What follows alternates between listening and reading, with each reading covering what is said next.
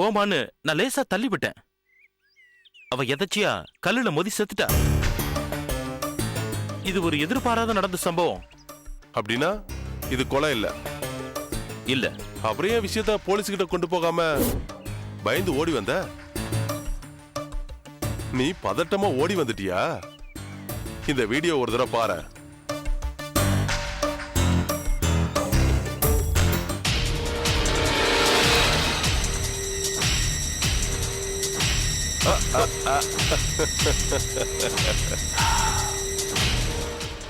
இப்போ உனக்கு என்ன வேணும்? பணம் வேணும்.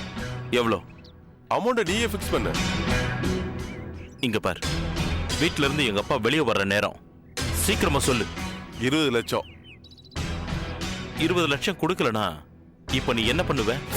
என்கிட்ட இருக்கிற இந்த ப்ரூஃபை நான் போலீஸ்ட்ட கொடுப்பேன். சரி, எங்க வந்து பணம் தரணும்? குளத்து கோவில் பக்கத்துல சின்ன சின்ன மலை இருக்குல்ல, அங்க வந்து கொடுத்துரு.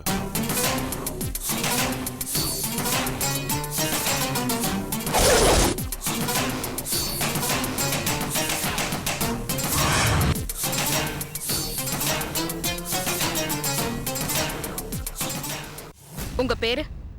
அந்தோணி. லாயர் வள்ளி கிட்ட நீங்க எத்தனை வருஷமா வேலை பாக்குறீங்க? 5 வருஷமா வேலை பாக்குறேன் மேடம். வள்ளி கொலை செய்யப்பட்டிருக்காங்க. யார் காரணமா இருக்கும்னு நீங்க நினைக்கிறீங்க? மேடம் ரொம்ப short temper madam.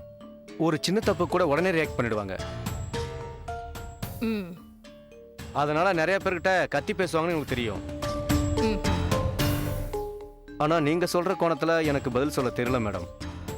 Lawyer Valli கிட்ட யாரும் நகை திருடல. பணம் கூட அவங்க பேக்ல அப்படியே தான் இருந்தது. சோ பணத்துக்காகவோ நகைக்காகவோ அவங்கள கொலை செய்யப்படல. கண்டிப்பா எதிரிங்க தான் ஏதாவது செஞ்சிருக்கணும். அவங்களுக்கு அப்படி யாராவது எதிரிங்க இருக்காங்களா? எனக்கு தெரிஞ்சு அப்படி யாரும் இல்லை மேடம். அவங்க கணவர் சைட்ல எல்லாரும் எங்க இருக்காங்க? அவங்க இது வரைக்கும் கல்யாணமே பண்ணிக்கல மேடம். அப்படியா? ஆமா மேடம். சரி, கூட பிறந்தவங்க? அவங்க ஒரு அனாதை மேடம். ஓ, ஐ see. சரி, ஒரு வக்கீல்னாலேயே ஒரு சில கிரிமினல் கிளைண்ட்ஸ் இருக்கதா செய்யும்.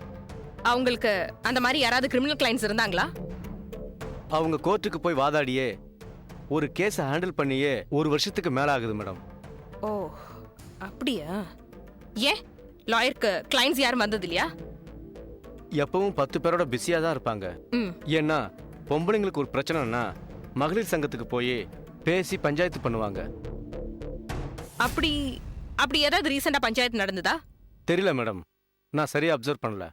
சரி, அவங்கள கடைசியா மீட் பண்ண ஆள் யாரு? சாருபாலான்னு ஒரு பொண்ணு.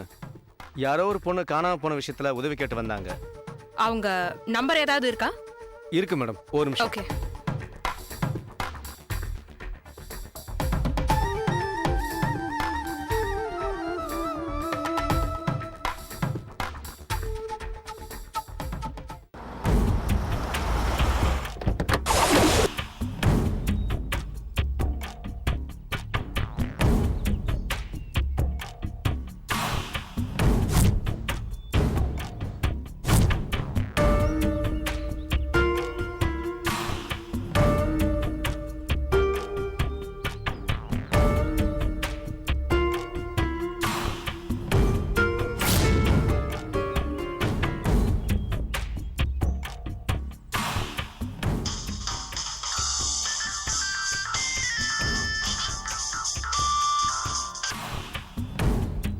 ஹலோ, சக்திவேல் பேசுறேன். நீ சொன்ன இடத்துக்கு நான் வந்துட்டேன். தெரியும், பார்த்துக்கிட்டு தான் இருக்கேன்.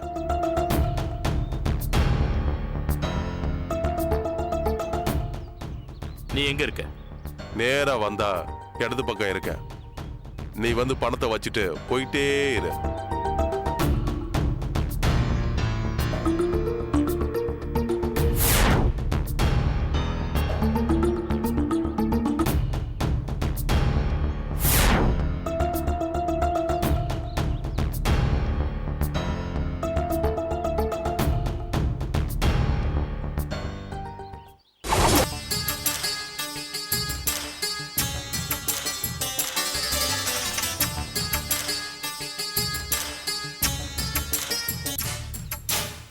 இந்தா நீ கேட்ட பணம். நில்லு.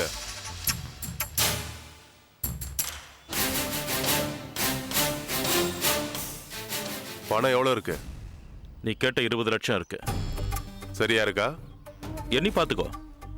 எனக்கு இவ்வளவு பணத்தை எண்ணி பழக்கம் இல்லை. இந்த பணத்தை எண்றதுக்காகவே நான் 2 பேரை வர சொல்லியிருக்கேன். அவங்க எண்ணி பார்த்துட்டு பணம் சரியா இருக்குன்னு சொன்னதுக்கு அப்புறம் தான் நீ இந்த இடத்த விட்டு நகரணும். இங்க பாரு, இந்த விஷயம் நீ நானும் சம்பந்தப்பட்டது. மத்தவங்களுக்கு தெரிய வேண்டிய அவசியம் இல்லை. பணம் சரியா இருக்கு, நான் கிளம்புறேன். இப்படி அவசரப்பட்டா எப்படி? நான் வர சொன்ன ஆட்கள் ரெடியா இருக்காங்க.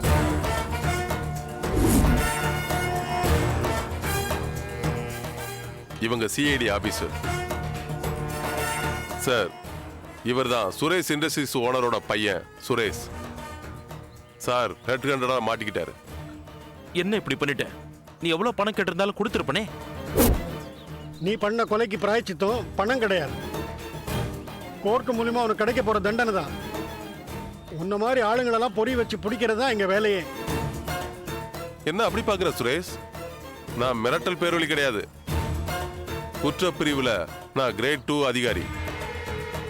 ஒரு கொலையை நிரூபிக்க வலுவான ஆதாரங்கள் வேணும். அந்த ஆதாரங்களை சேகரிக்க தான் நான் உன் வீட்டுக்கு பிளாக்மெயிலரா வந்தேன். உண்மையிலே நீ கொலை பண்ணதா என்கிட்ட எந்த ஆதாரமும் கிடையாது. சும்மாவாச்சும் மல்லிகிட்ட உன் கை மாதிரி ஒரு ஆளை நடிக்க வச்சு வீடியோ எடுத்தோம்.